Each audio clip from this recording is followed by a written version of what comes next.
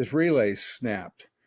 Now I can see it. I don't know if somebody tried to spray cleaner in here or it was part of the restoration cleaning, but you could see there was a liquid under this cover. So I don't know what's going on, but this relay is destroyed. Too bad. And somebody either trying to pry it out of there, perhaps the cleaner they use, you know, caused the plastic to get brittle. So here is the IF can that was shorting out. One of these windings was pressed right up against the coil. I've pulled them out a little. Now I'm hitting it with some Gliptol high voltage insulating varnish. I suspect somebody got on there with a tuning tool and moved the coil form around and caused that issue, but that's no longer a problem.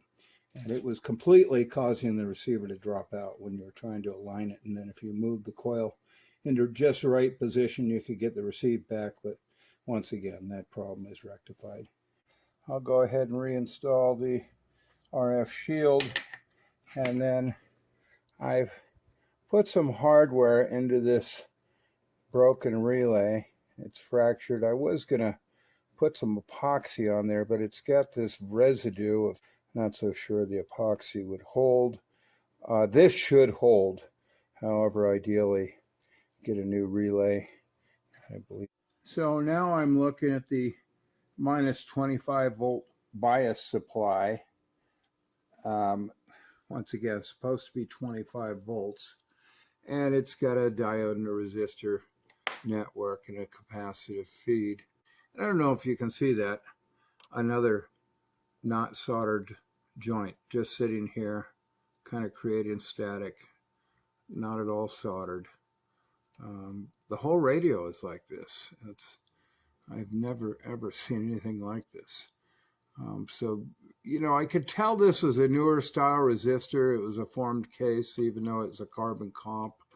But yeah, another needle in a haystack. I've known the bias supply was way off the charts. I rather suspect that's the reason the squelch doesn't work, but I'll get that all straightened out. But look at this. A restoration, a new part that was never soldered. And I think I found 3 or 4 of these. Yep, not even soldered. Oh boy. And then here's a circuit that does nothing. We've got this 2.2 meg capacitor coming off the bias supply going over here to nothing, just no connections, wires clipped off, just dangling, doing absolutely nothing. Nice. Yeah, I don't know if you can see this, Stephen. I see a resistor has been changed here, so I'll have a look at it. But this red plating shouldn't even be occurring during transmit. If you really had the transmit audio hot rodded, maybe. But here we are just sitting here at idle. So I suspect this resistor may be the source of many of the audio problems.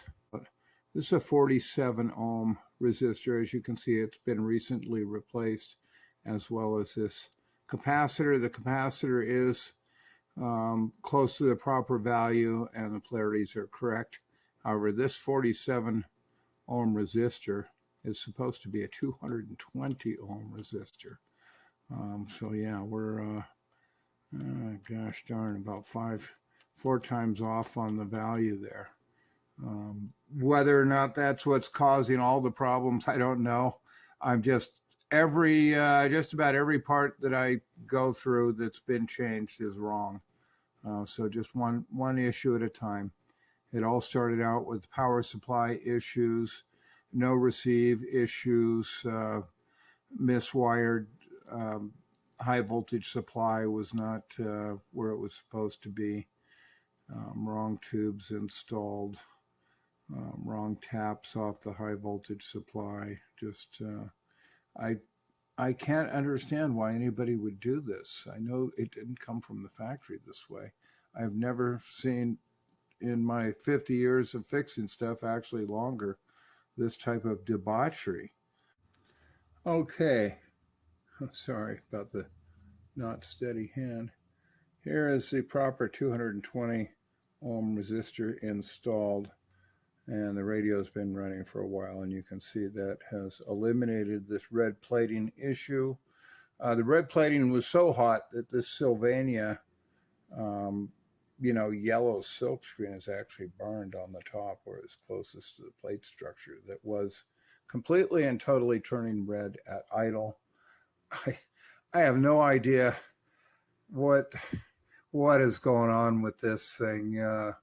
I've seen some oddball, and this was a restoration, by the way. This one, I think this probably takes the cake. And I've had some real doozies, some real Lulus. But this one, just about every portion of the radio has been screwed over. I'm going to have to sleep on this, but I'm pretty sure this takes this gets the Golden Screwdriver Award. And man, I'm telling you, I've got a video archive of some real great ones. But I've got to say, this by far is the most golden screwdrivered radio I've ever worked on. Every single part of this radio has been butchered and screwed up. Just unbelievable. Why anybody, you can't see the top side right now. All the tank tuning circuitry and capacitors, all wrong. It had been changed around. I'm still going through and just changing just god-awful solder everywhere I look. What a mess. I mean, look at this. Why would anybody even need to be screwing with this? I know this isn't factory.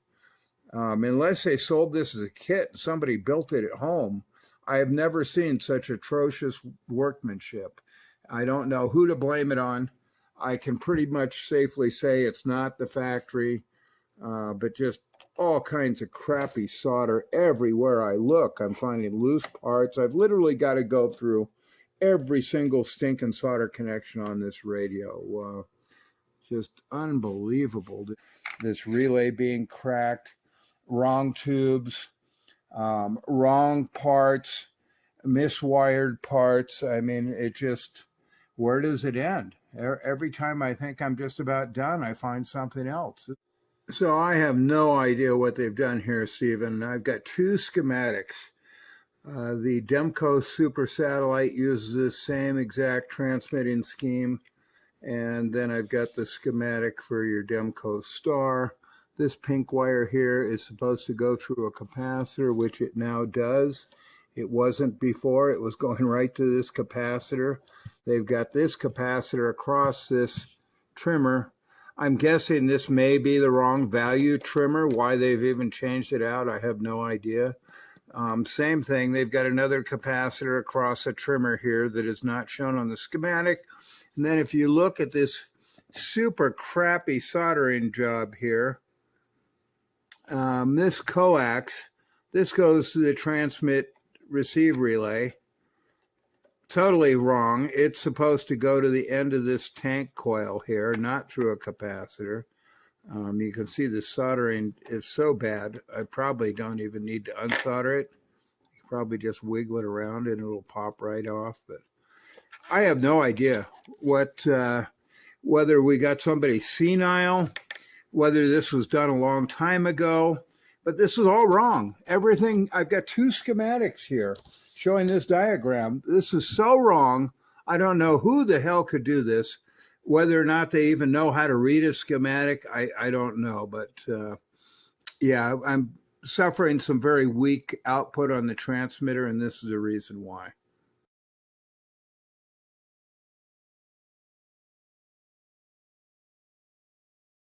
I'm gonna get my knees in a very good eating to you. Good eating all the mother endo, yo, brother. Country boy endo, yo, country around the big bam, and I just got down. Well, there's your receiver, Stephen. Here's how your audio sounds. Put it on the power switch there. Hello, 1, 2. Listening to it on a monitor here. Just on the workbench. Don't have any power going. Gonna put a new final in there, but it's making good power. Everything's working good. I've got some solder to clean up and some bad wiring I don't like the looks of, but she's back in action.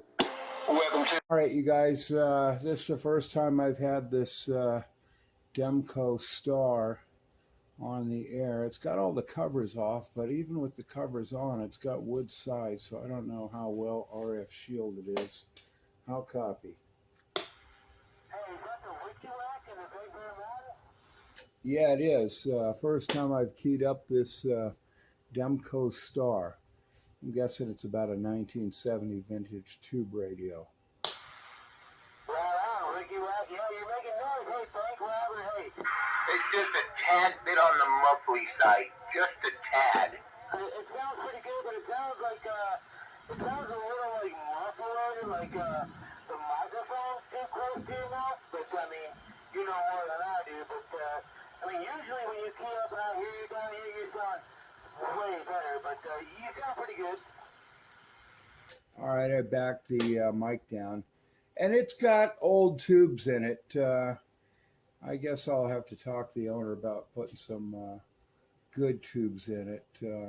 They test okay, but one of them, well, a couple of them were actually bad. Any better with the mic gain back down? Yeah, now you sound like what I hear with you out. Yeah, you sound better right there, yeah. Yeah, you sound definitely awesome, man.